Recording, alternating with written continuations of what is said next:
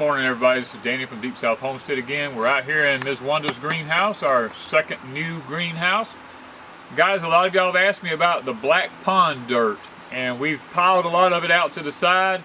It's had to have time to literally dry out because it was like soup when Lance dug it out. It's been about 3 weeks now, and it's had time to, you know, all the water to get out of it. It hadn't been raining or anything like that. So what I've been doing is taking the tractor, scooping it up, laying it down like you've seen, running the tiller through it a couple of times, and pulverizing it. And when I do, it makes this black gold here. This stuff is so good.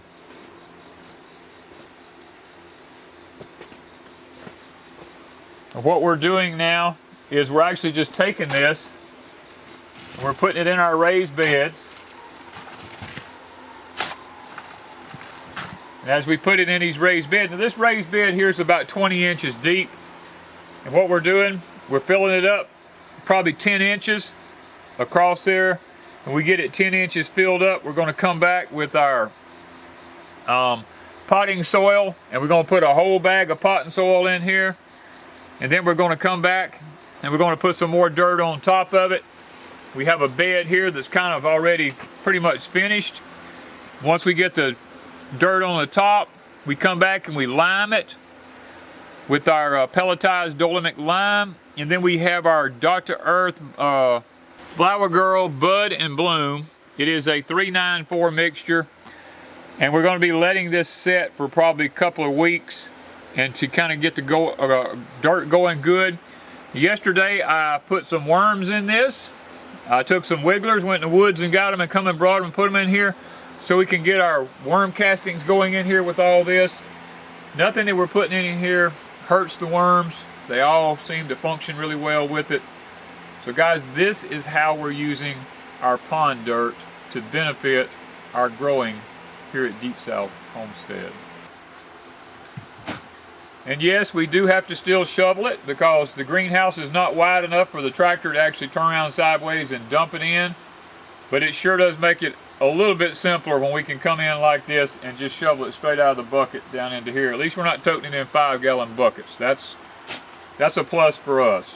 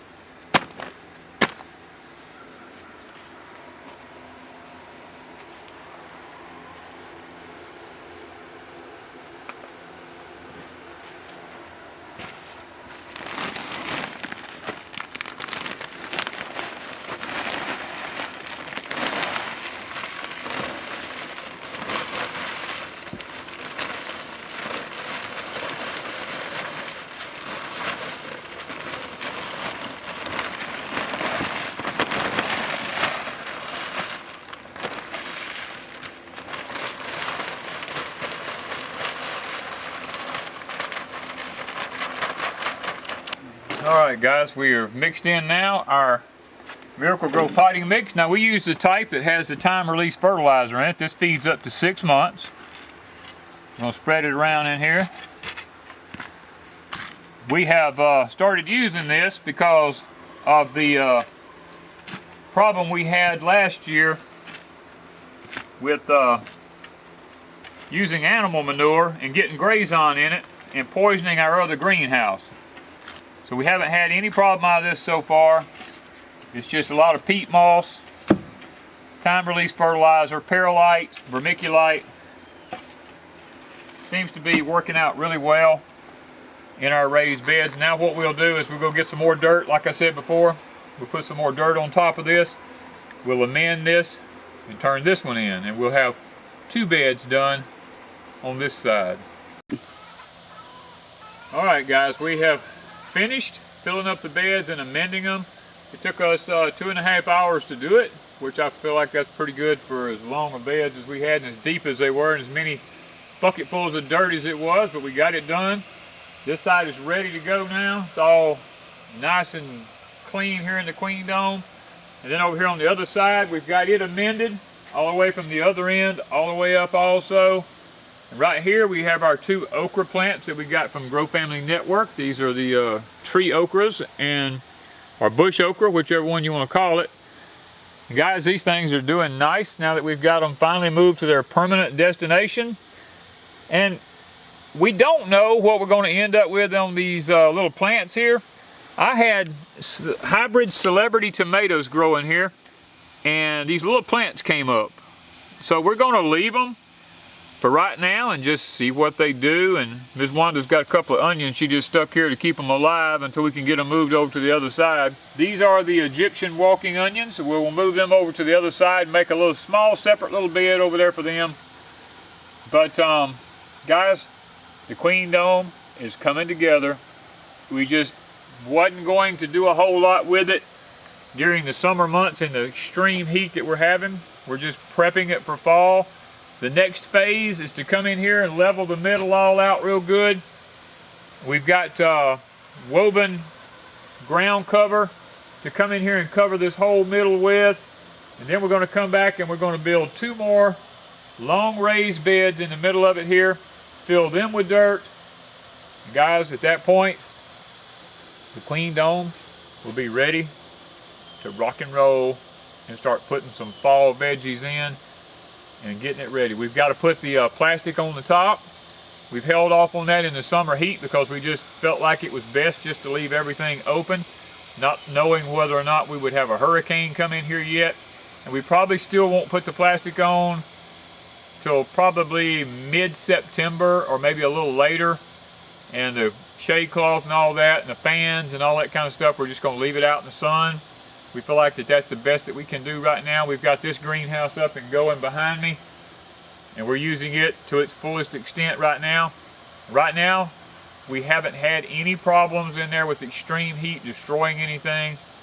It's worked out really well, but we're growing a lot of stuff in pots in there and in raised beds on the side.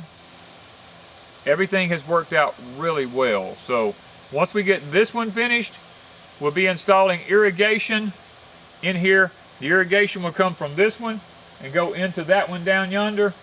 The water lines and stuff, because the well's just right here beside us, and we want to wait till we finish this one before we actually ram water into that one. So got a lot left to do.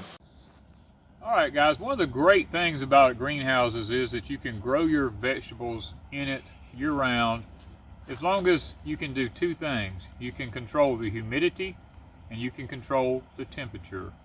Now Smartro is good enough to have sent us a 3rd one of these.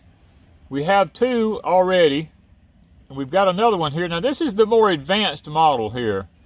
This one here comes with a remote control with it that actually will read up to 3 different monitors.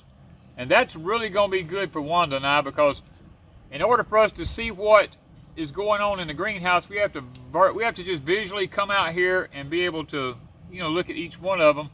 But because we have a remote control with this, we can actually look on the remote control and see, and we can flip from one greenhouse to the other. Now this Smartro monitor here, it tells you your highest humidity readings for the day. It tells you your highest heat level for the day, or cold level, whichever one it happens to be. It keeps a record in it until you wipe it out for the next day. It also tells you how high the humidity got that day or how low the humidity went that day. And this particular meter here has a gauge on it that tells you low, okay, and high. You want to make sure you're always in the green on this with your humidity and your temperatures, because if you get the humidity and the temperature wrong, you can do plant damage to your plants. Once the temperature in a greenhouse reaches a certain point, cell structure in a plant will begin to erupt. And when that happens, you will actually lose your plants because they begin to die, believe it or not. And that is the beauty of having one of these meters, is that you can monitor constantly throughout the day what the humidity level is in the greenhouse and what the temperature is in the greenhouse. Now you don't want of extremely high humidity, because if you have that, you have disease problems. So in our greenhouses, we have fans running in them. Up at the top, we create a vortex in the top that breaks the humidity down and keeps it from forming. That is ideal to keep away the powdery mildew and all the other viruses that come and are carried by humidity. Because in greenhouses, if they're closed up, lots of times what happens is water starts dripping off of everything in it, and it falls on the plants, and it wets the leaves on the plants. And as a result, what you end up with is you have the same principle as you have in a garden, spraying a water hose on them. You spread disease and blight and all that kind of stuff. Wanda and I have been really blessed this year with our other greenhouse. We've not had diseases and blights hit all in them bad, because we had our Smartro meter. We can monitor everything, and what that does is it helps us to be able to know if our humidity's up.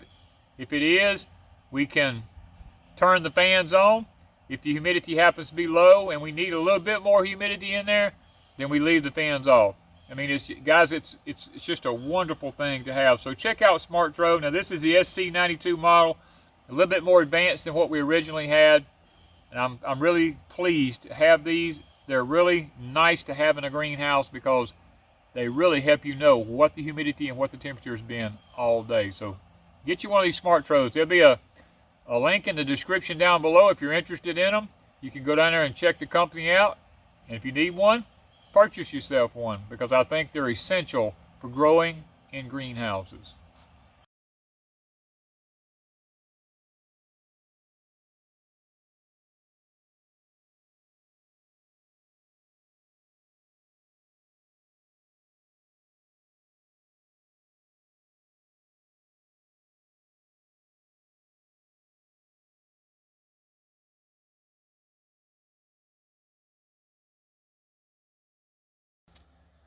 All right, we have moved on to the second phase of our greenhouse here now. We leveled in all the center of it out here. We got the ground cover down. Now we opted for the 6-foot wide roll from Grower Solutions because it's 12 feet in between our beds, and the 6 foot worked out really good. We had an overlap of about 2 or 3 inches down the middle here, and it allowed us to get the whole center covered. Now what we're going to do next is we'll be coming back and we're going to be putting 2 sets of raised beds, one on this side over here, one on this side right here, wide enough that we can pull our wagon down through it and work comfortably. That will give us 4 long raised beds in here. We'll have the row cover underneath these raised beds to prevent any weeds or anything from down below coming up in it. And I think it'll work out really good for us. We're going to be putting some irrigation in it and stuff.